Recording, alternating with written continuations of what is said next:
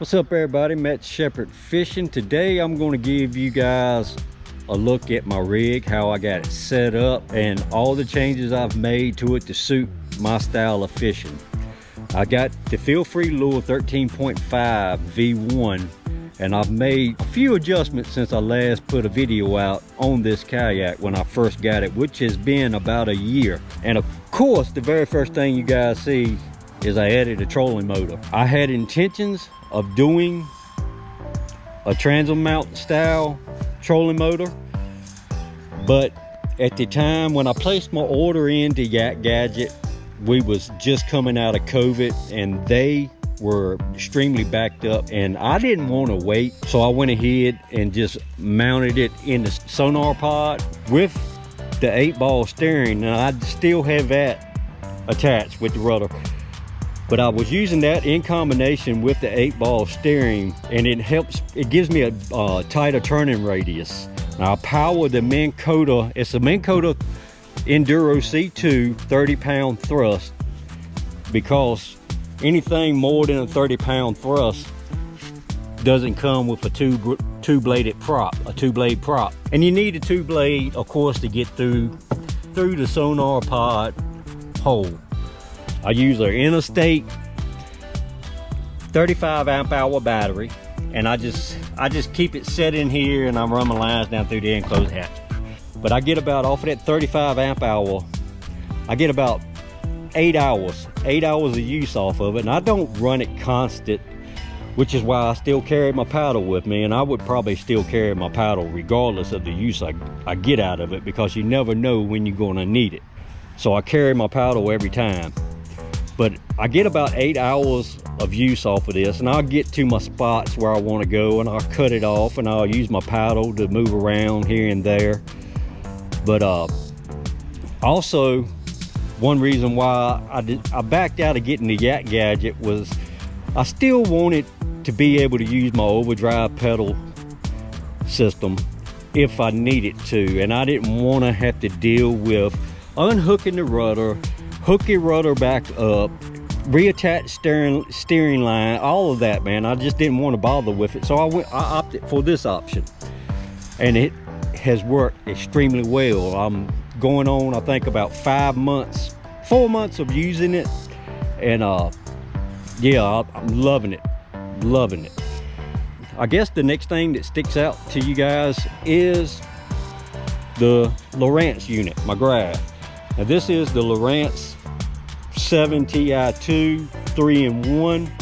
I have it mounted on YakAttack switchblade transducer mount, and I have the YakAttack TI fish finder mount. And I could have, but I didn't really look for it. For a way to mount this big old heavy transducer, so I used what Lowrance already had, and I made it my own, so it would work with the switchblade, save a few dollars. And I have that. What runs this unit is let me get down here for you guys. I have a Dakota Lithium. I have the Dakota Lithium 18 amp hour battery, and when I take the cover off of the screen, I just slide it up under the seat, and I set my battery down inside of that and just run my wires down through there and hook it up, and works great. Now this doesn't get in the way of me paddling if I need to paddle. I have it pushed far enough ahead that I can still get my paddle strokes in and whatnot. And that's a great unit. If you guys can tell that this old heavy transducer, it's hard for it to stay up, and I don't have that tight, this nut and screw, I don't have it tight all the way, so I can move it up and down, back and forth, whatever I need to do. I also have the Anchor Wizard, and I just run that through the front handle, and if I want to anchor down, I normally anchor into the current. I like to be facing the current. I don't like to have my back to the current, because you never know what's coming down through that current. It could be logs or something. If you got your back to it, you won't see it, and it can hit you, and it could cause you to roll, you know, it could flip your kayak over. You can lose all your stuff. or possibly even worse. And so I like to be looking into the current, facing into the current, so I can see what's coming. And then also you cast into the current, and that current will help pull your lure just like a normal bait fish. Will pull your bait, your lure down with the current. And primarily I fish laydowns. I'm a worm and jig guy, jig and worm, however you want to say it. So I like to cast up above the laydowns and blowdowns and layovers, whatever you want to call it, and let the current pull it back to where I'm trying to get at, where I think some bass might be or where they might be showing on my unit. I guess the next thing would be my cameras.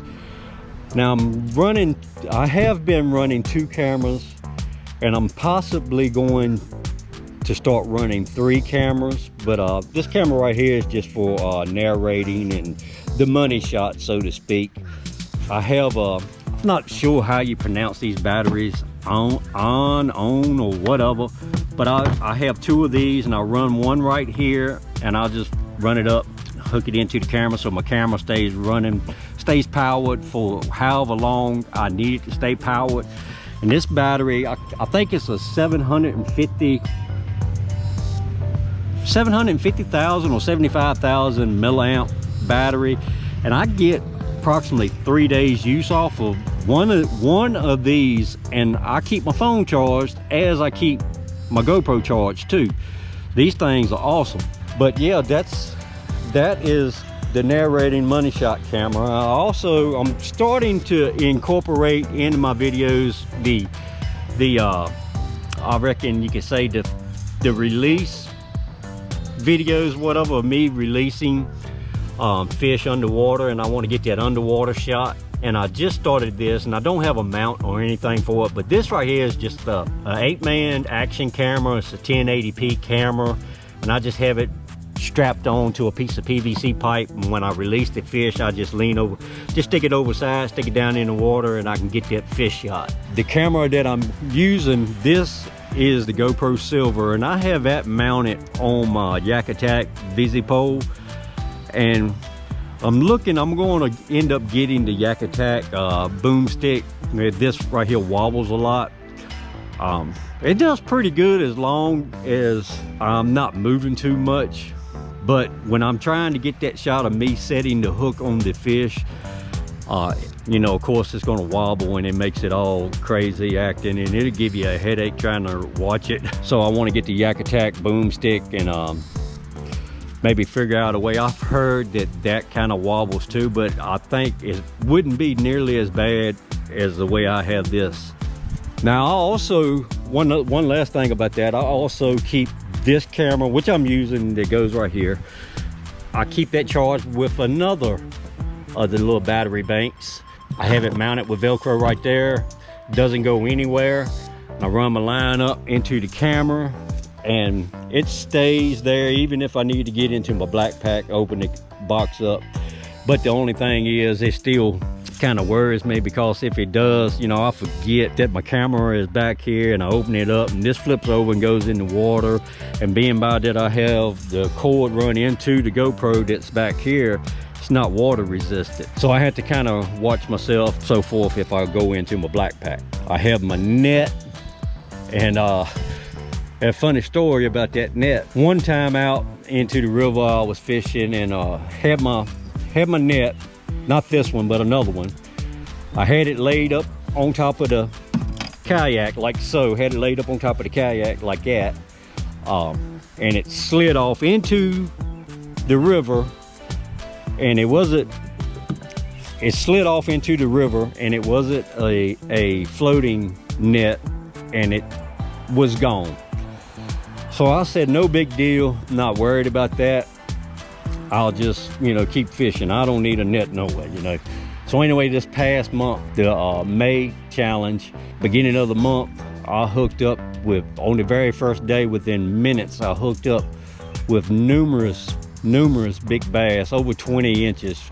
I'm guessing somewhere around 24 to 25, I mean monsters, 24 to 25 inch bass. And I was thinking, well, it ain't gonna be no big deal, you know, I'll wear them out, get them up to the kayak, grab them, put them inside the kayak. Well, go to get them up to the kayak and they make one last ditch effort, and I end up losing them.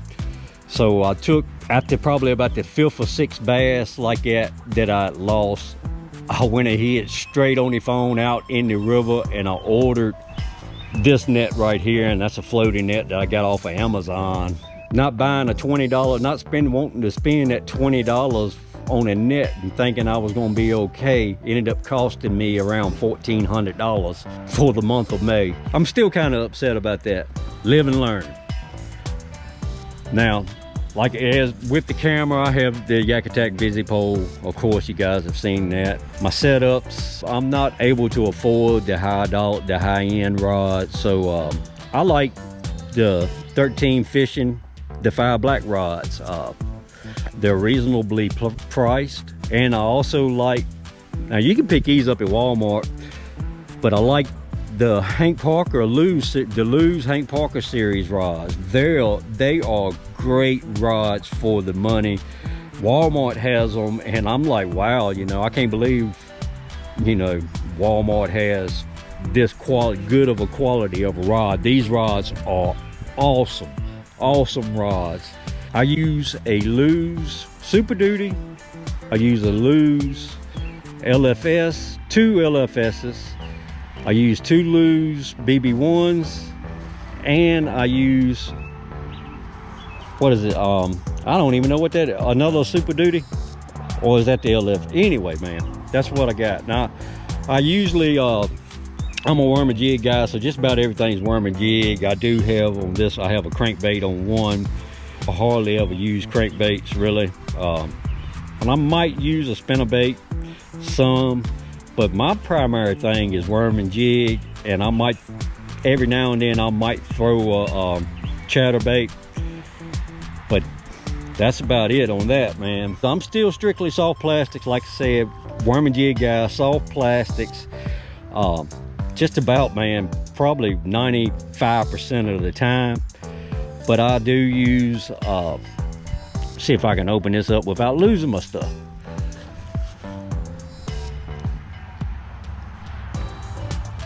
But I do use some of it from time to time. Some crankbaits. Got a swim bait that I ain't never used yet. But some crankbaits. That's my jigs. Love my jigs, man. Love jig fishing. Some crankbaits, a few of them in here. Got a few frogs in there.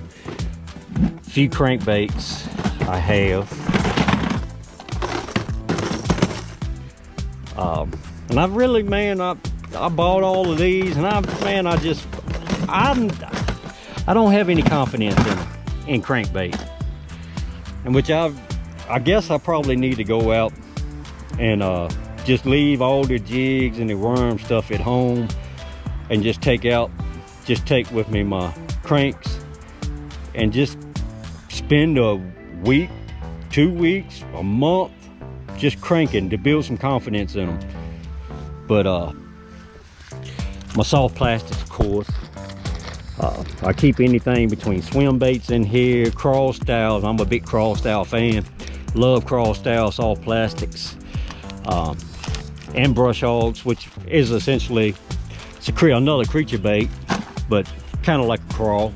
And I'll take and use them on my jigs. I'll just clip a certain amount, bite or cut a certain amount off of them, and slap them on my jigs a lot of the times. And then in here, I have a box in there of my terminal tackle, but in here I have some more terminal tackle. You guys can see, gotta have that angler tungsten. Gotta have that angler tungsten. And I got some Ned rig heads, jig heads, just some Gamakatsu hooks, some Z-Man Ned rig heads, Strike King, laser, Eagle Claw laser sharp hooks, a little bit of everything in there. And then I also have some more soft plastics in here. Not many, but man, I'm telling you what, the best worm. Now, I've been worm and jig fishing probably, man, all my life, and I'm almost 50. So, but I'm gonna tell you, These big squirm worms by 13 Fishing, by far the best worms I've ever used. The best worms I have ever used. Just amazing worms, man. The big squirm worm, 10-inch big squirm worm. My life vest, of course, upgraded to the NRS Chinook.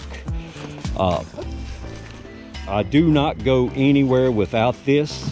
I have my co-pallet knife on here. I got my clips on here, my line clips. Then I'll put my phone on here, and then usually I'll take my phone and stick it in one of the pockets. But I also have my pliers, my fish pliers with me. I call her Chili Pepper. One reason why I call her Chili Pepper is because when I went to pick her up down at Carolina Paddle Sports in North Carolina, Derek Hill, Adam Smith, great couple of guys. But when I went to pick her up, it was about 107 degrees that day. When I got her home, put her in the garage, my garage was about 125 degrees inside. Don't have any air in there, no fans or anything. And I was sweating like crazy getting her set up. And I said, you know what, man? Hot as it is, I think as hot as it is, and with the fire camo, her name should be Chili Pepper, because she is straight fire.